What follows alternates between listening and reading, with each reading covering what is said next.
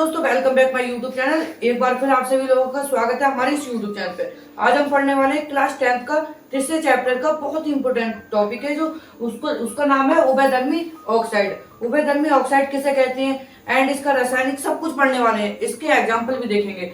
वह ऑक्साइड जो अम्ल एवं क्षारक दोनों के जैसा व्यवहार करते हैं, मतलब अम्ल के जैसा भी व्यवहार करेंगे एंड क्षारक के जैसा भी व्यवहार करेंगे।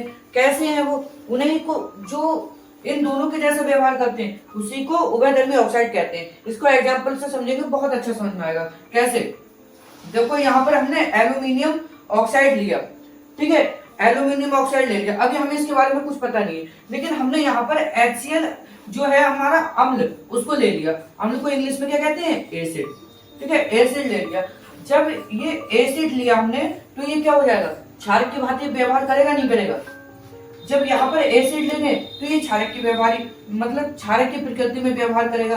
तो जो हमारा बनेगा एल्यूमिनियम क्लोराइड, ये क्या होगा हमारा?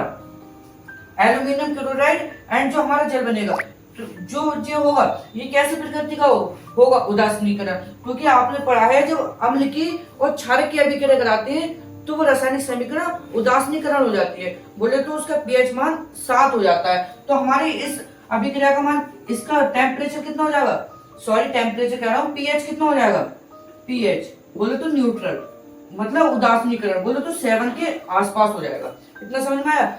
अब यहाँ पर जब हमने अम्ल से अभिक्रिया कराई है, तो यहाँ पर इसने क्षारक क्या है काम किया? बोले तो बेस। क्षारक को इंग्लिश में क्या कहते हैं? बेस। अब नीचे वाले देख लेते हैं। हमने यहाँ पर क्षारक से अभिक्रिया करा दी, भाई यहाँ पर अम्ल से अभिक्रिया कराई, यहाँ पर क्षारक से अभिक्रिया कराई। जब हमने क्षारक से अभिक्रिया कराई इस ऑक्साइड की, तो यहाँ पर देखो सोडियम एल्यूमिनियम ऑक्साइड बना। और ये सोडियम एल्यूमिनियम ऑक्साइड जो है वो है लवण। ये भी लवण है, क्योंकि जब हम अम्ल की और क्षारक की अभिक्रिया कराते हैं तो हमें लवण प्राप्त होता है। तो ये भी लवण है एंड ये भी लवण है, और जो हमें प्राप्त हुआ फिर वो भी जल है। और ये दोनों जब अभिक्रिया, ये लवण है और ये अभिक्रिया कैसी हो गई? उदासीनीकरण। क्योंकि हमने यहाँ पर ये वाले जो है, इसने हमारा बेस क्या है काम किया है, क्योंकि इसके साथ अम्ल है। और ये वाला जो है, ये यहाँ पर इसने अम्ल की भांति काम किया है। तो यही तो कह रहा है, देखो परिभाषा में, वह ऑक्साइड जो अम्ल एवं क्षारक दोनों के जैसा व्यवहार करते हैं उभयधर्मी ऑक्साइड कहलाते हैं।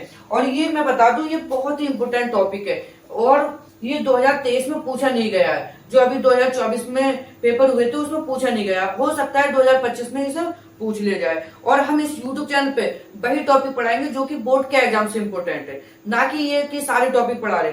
बोर्ड के एग्जाम से इंपॉर्टेंट है, वही टॉपिक पढ़ाएंगे। अगर आपको यूनिक स्टाइल से पढ़ाई करनी है तो हमारे इस YouTube चैनल को लाइक, शेयर एंड सब्सक्राइब कर दो। बाकी मिलते हैं अगली वीडियो में एक और इम्पोर्टेंट टॉपिक के साथ।